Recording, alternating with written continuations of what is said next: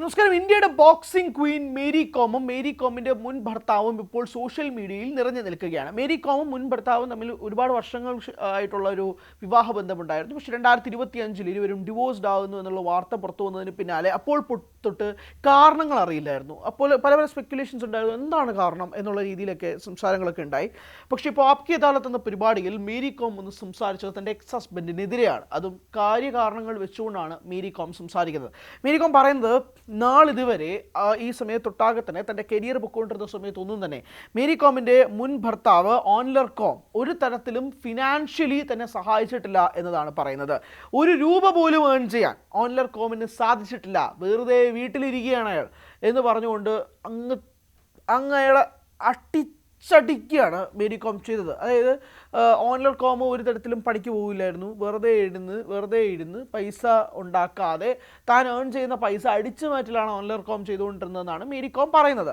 മാത്രമല്ല പറഞ്ഞുകൊണ്ടിരുന്ന ഒരു കാര്യം, തൻ്റെ അക്കൗണ്ടിൽ നിന്നും 10 ലക്ഷം രൂപ ഓൺലർ കോം തൻ്റെ അനുവാദമില്ലാതെ വിഡ്രോ ചെയ്തെന്നും അത് കൈയോടെ പിടിച്ച് ചോദ്യം ചെയ്തപ്പോൾ എന്തൊക്കെയോ പറഞ്ഞ് ഒഴിഞ്ഞു മാറുകയും ചെയ്തിരുന്നു എന്നൊക്കെയാണ് മേരി കോം പറയുന്നത്.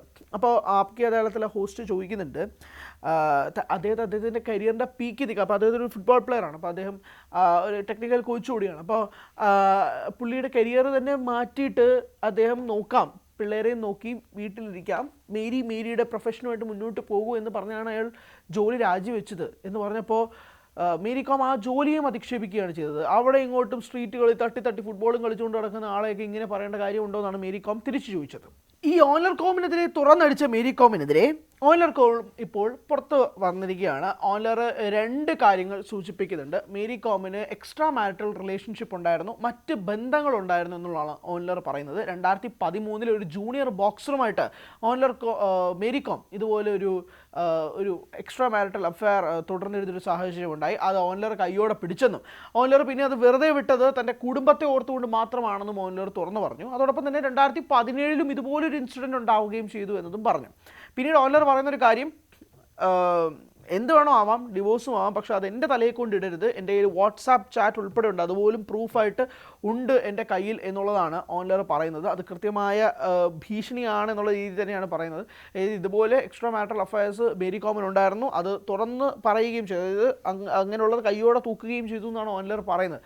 അത് പറയുന്നതിനൊപ്പം തന്നെ സോഷ്യൽ മീഡിയ പിന്നീട് ബസ്സായി, അത് ഭയങ്കരമായി കയറി മേരി കോമിനെതിരെ ജനങ്ങൾ തിരിയാൻ തുടങ്ങി, കമൻറ്റ് സെക്ഷൻ മുഴുവൻ അങ്ങനെ തിരിയാൻ തുടങ്ങി. ഇന്ത്യ ഒട്ടാകെ തന്നെ ചർച്ചയായ ഒരു വിഷയമായിട്ട് മാറുകയും ചെയ്തു.